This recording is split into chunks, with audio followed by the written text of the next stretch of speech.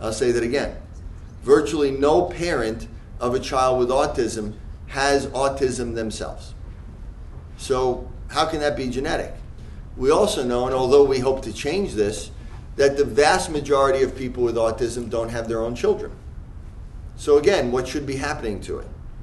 It should be going away.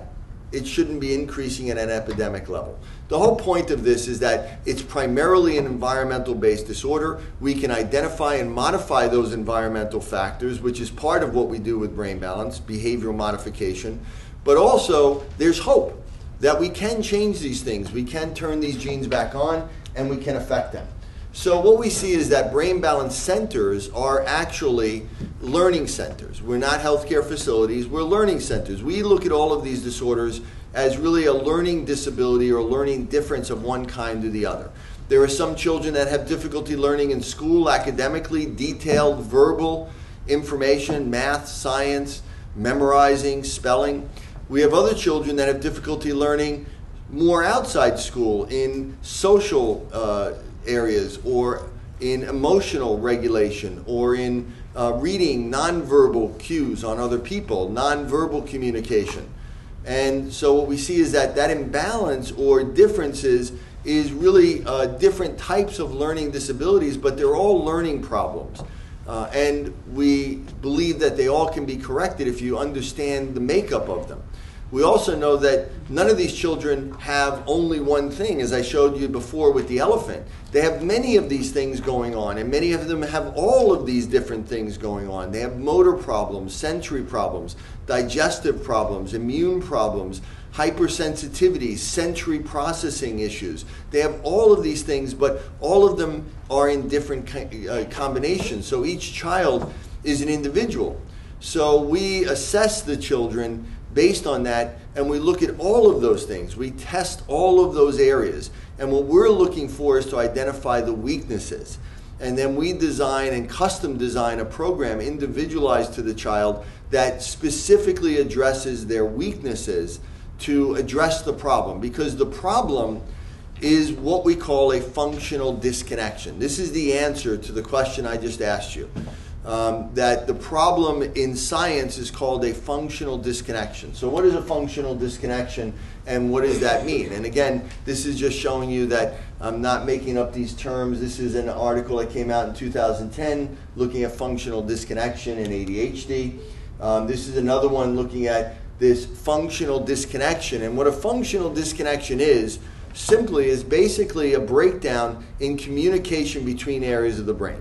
That areas of the brain that should be talking to one another just aren't really talking to each other the way that they should be. And in children, as they're developing, normally their brain needs to come together. They need to synchronize and coordinate their brain as they develop. That's part of maturity. That's part of development. That's part of how they increase their skills and how they get their brain to grow. We see that as they're growing and developing, the brain forms connections between other areas of the brain, especially between the two hemispheres. And what we see is that breakdown in that communication and that balance of activity between the two hemispheres is the actual problem. So again, you see that in Tourette's, it's shown that this interhemispheric functional connectivity is the problem. This is also looking at OCD and showing again in 2011 that this is a functional interhemispheric imbalance in the brain itself. So what the actual problem is, again, is we call it a functional disconnection. Other people refer to it in a different term, but meaning the same thing. So Marcel Justin, Carnegie Mellon, calls it a desynchronization and underconnectivity. Dan Geschwin in UCLA calls it a developmental disconnection syndrome. Uta Frith in Cambridge calls it a weak central coherence. Other people call it a temporal processing deficit. Basically all saying the same thing, that certain areas of the brain, as the brain is developing in children, certain networks, as they develop and grow, should start to intermingle and should start to interact and interconnect with one another, not just physically, but also timing-wise. They become synchronized, they become coordinated, so that when we think or have an idea, what that thought really looks like in the brain is a pattern of electrical activity in cells. Certain cells will come active in different areas of the brain.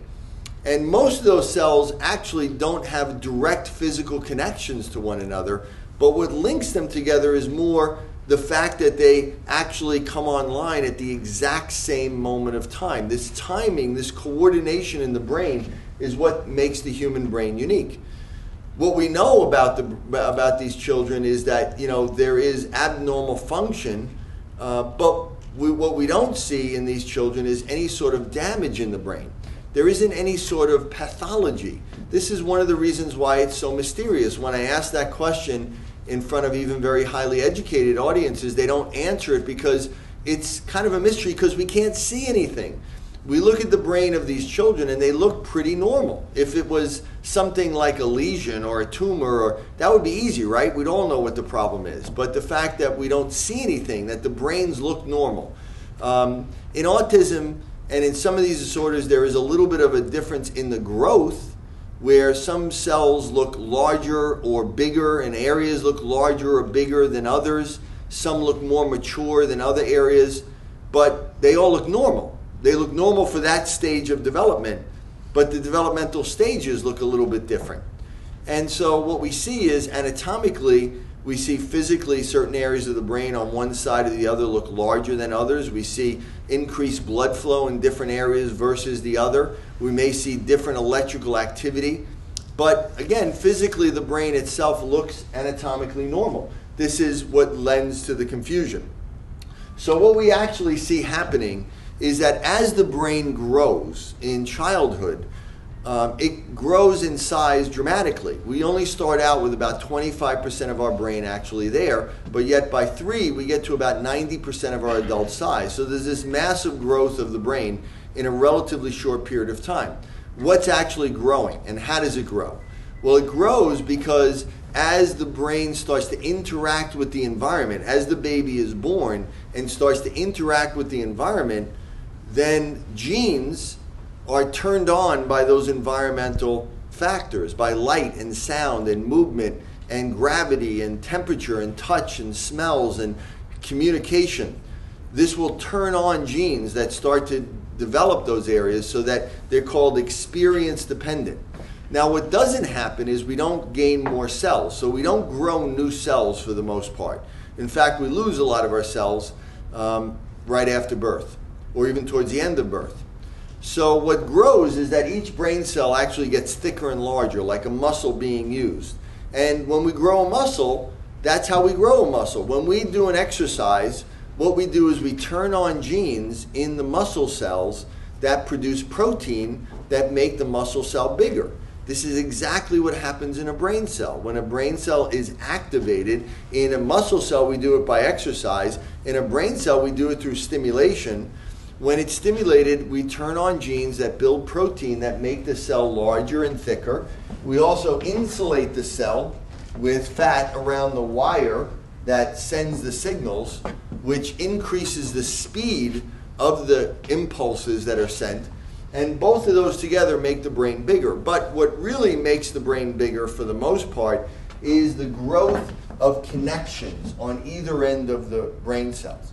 So there's basically an unlimited amount of connections that the brain cell can form with other brain cells. And that's what happens, so that when a child is born, they have very few connections in their brain, and then they start getting a whole bunch of connections, and then they have a real thicket of connections by the time they're at 3 years of age. And so what's happening with those connections is they're connecting to other brain cells, and they start to stimulate one another. They start to activate one another, and they start to communicate with one another. As they grow larger and faster, they start grouping together in larger and larger groups or networks, and they start firing in a rhythm with one another.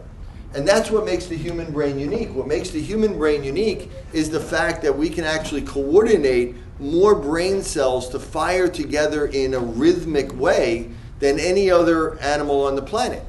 So